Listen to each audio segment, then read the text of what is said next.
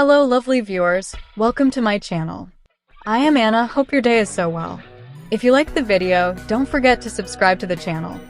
Juliana's journey on The Bachelor may have started in a whirlwind of roses and romantic promises. But what's made her a breakout star isn't just the televised drama. It's the loyal and emotional bond she shares with her close-knit group of friends, both inside and outside the Bachelor mansion. While many contestants struggle with isolation in the high-pressure environment of the show, Juliana's experience was different. From the early episodes, viewers watched her form meaningful connections, not just with the lead bachelor, but with several of the women vying for his heart. What started as surface-level camaraderie soon deepened into true friendships that proved vital for her emotional stability. One of her closest friends in the mansion was Dana, a fellow contestant who was eliminated mid-season. The two were often seen in candid behind-the-scenes moments, comforting each other during rose ceremonies and sharing late-night heart-to-hearts in their shared room. In a recent podcast interview, Dana said Juliana's energy was protective and calming, adding, "She wasn't there to tear anyone down. She had our backs, even when the cameras weren't rolling." After Dana's elimination, fans feared Juliana might withdraw or lose her spark, but that wasn't the case.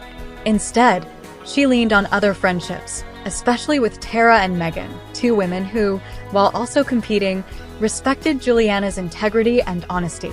These friendships weren't performative.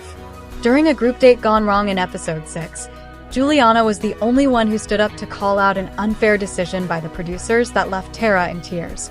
That quiet act of support didn't go unnoticed by the Bachelor Nation fandom. Outside the show, Juliana's real-life best friend Lacy has been her rock through all of this. Lacy, who works as a pediatric nurse in Chicago, has known Juliana since college. When Juliana's casting was first announced, Lacy took over her social media accounts and protected her friend from trolling and hate. Lacy's updates, filled with affection and hilarious throwback photos, gave fans an intimate look at the Juliana behind the screen. During Hometowns Week, Lacy finally got her moment on screen. The episode featured Juliana's emotional return home, and the scene where she bursts into tears after seeing Lacy in the driveway went viral. Their reunion was raw and unscripted. Fans loved how Juliana melted in her friend's arms, whispering, "I've missed you so much," before both of them started laughing and crying at the same time. Juliana later said in a confessional that she wasn't even nervous about introducing The Bachelor to her family. She was most anxious about what Lacy would think. "She's seen me at my worst and my best," Juliana said. "If she doesn't think he's right for me, that'll say everything." As it turns out, Lacy wasn't impressed. In a now-deleted clip that aired briefly online, Lacy voiced concerns about The Bachelor's authenticity. "He says all the right things, but something about his timing feels rehearsed," she said. "Jules needs someone real, not someone who plays real." The Bachelor fandom erupted. The hashtag Lacy was right began trending, especially after the finale revealed that Juliana and The Bachelor parted ways just weeks after filming wrapped. Post-show, Juliana has remained close with several castmates. Her Instagram feed is filled with brunch dates, wine nights, and birthday celebrations with Megan, Dana, and even a few girls she once clashed with on screen. There's no trace of bitterness or competition, just genuine connection. In a recent live stream, Megan said, "If there's anyone who walked out of that show with real love, it's Juliana, the love of sisterhood." Interestingly, the drama didn't completely fade after the cameras stopped rolling. Another contestant, Sabrina, who had tensions with Juliana during filming, did a podcast last month where she claimed the friendships in the house were mostly performative and hinted that Juliana was playing the sweet girl card while being strategic. Fans quickly jumped to Juliana's defense. Tara responded with a tweet saying, "If being kind, loyal, and graceful is playing a card, then I hope Juliana keeps playing it forever." Juliana, true to form, didn't address the controversy directly but posted a photo of her and her friends paddle boarding with the caption, "Grateful for real ones." One of the most talked about updates in Juliana's post-Bachelor life came just a few weeks ago when she was spotted with actor and former Love Island contestant Evan King. The two were photographed leaving a charity gala in LA, and rumors of a romance quickly swirled. But according to friends, Juliana is staying grounded. In a comment under one of Dana's posts, she wrote, "Still healing, still growing, still putting friends first." Juliana and her friends are now launching a podcast of their own. Titled The After Rose Club, the weekly series will discuss dating, reality TV, emotional wellness, and of course, the truth about what really goes down in the Bachelor Mansion. The first trailer, which dropped on Spotify this week, features Juliana, Dana, and Tara laughing about the infamous group date where they had to do a fake wedding shoot, and how all of them secretly thought the tux the Bachelor wore looked like it came from a high school prom closet. The show promises to be more than just gossip.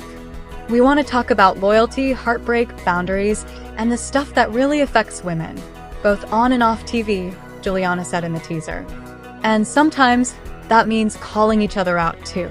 One early segment has already been teased, a friendship check-in, where they discuss how to support someone who's going through a public breakup, something Juliana experienced firsthand after her televised engagement fell apart.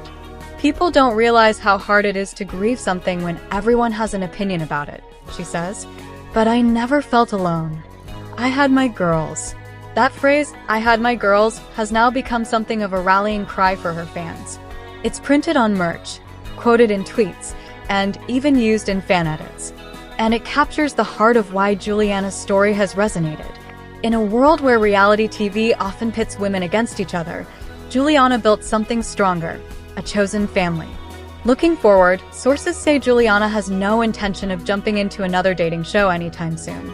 She's focused on her mental health, her friendships, and using her platform for good. Her friends are helping her launch a non-profit arm of the After Rose Club, which will provide therapy resources for young women navigating breakup trauma and public bullying. In one of her last TikToks, Juliana is sitting on a rooftop with Tara and Dana, eating pizza out of the box, no makeup on, city skyline behind them.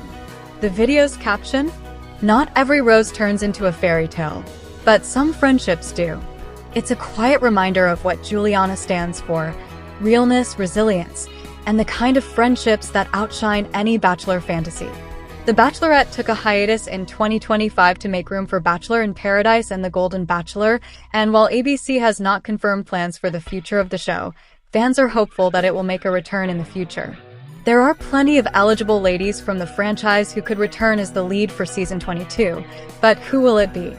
Normally, the lead of The Bachelorette is chosen from the pool of contestants on the previous season of The Bachelor, but with such a long break before a potential new season, it could be the perfect time to pull from other women within the franchise, which has been done in the past. For example, Rachel Kirkconnell went through a very public breakup with Matt James earlier this year after 4 years together, and the public rallied behind her. While she said she's not sure whether she'd want to star on the show, she'd definitely be a fan favorite option. Meanwhile, Jen Tran got the short end of the stick on season 21 of The Bachelorette when Devon Strader broke up with her just weeks after they got engaged at the final rose ceremony. Although she moved on with her Dancing with the Stars partner, Sasha Farber, recent reports say they've broken up, so it might be time for her to try again in Bachelor Nation. Rachel Recchia is another former lead whose relationship ended before the finale aired. She broke up with Tino Franco after finding out that he cheated on her, and she was unsuccessful in finding love again on Bachelor in Paradise Season 9. Recchia is now on Season 3 of Perfect Match, so perhaps she found her person, but if not, maybe she'll give The Bachelorette another go. Kelly Flanagan tried hard to make it work with Peter Weber after Season 24 of The Bachelor. She wasn't his final pick, but they started dating a few weeks after the finale aired and were then together on and off for 3 years. Although she's insisted that she's too old to be the show's lead, fans would definitely love to see her get her happy ending. A fan favorite in Bachelor Nation is Maria Jorgas. She's turned down the lead of The Bachelorette in the past, but fans are still begging for her to take on the role. Jorgas previously said she wouldn't want to be on another show where she was fighting over a guy, but what if the guys were fighting over her?